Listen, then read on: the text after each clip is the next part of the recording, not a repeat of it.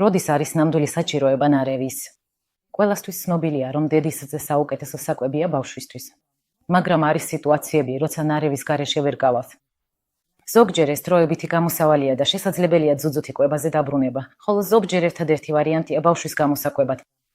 მოდით ვნახოთ, როდის შეიძლება ნარევი დროებით დაგჭირდეს. შობიარობის შემდეგ დედასა და ბავშვს შეიძლება სამედიცინო მიზეზების გამო დააშორონ და ასეთ შემთხვევაში ნარევი ერთ-ერთი გზაა ბავშვის გამოსაკვებად.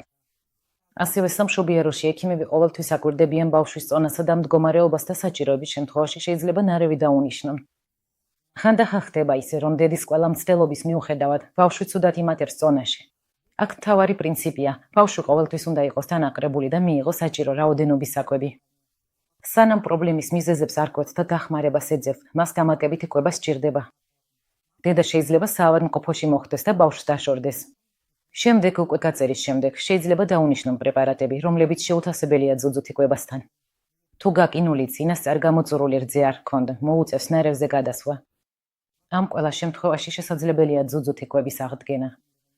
მაგრამ თუ ბავშვს ჯერ ერთი წელი არ შეუსრულებია და დედას რაიმე მიზეზი არ აქვს შესაძლებლობა ძუძუთი კვების, მაგალითად, სერიოზული მკურნალობა სჭირდება, მაშინ ძუძუსწის ნაცვლად მას ნარევი ესაჭიროება.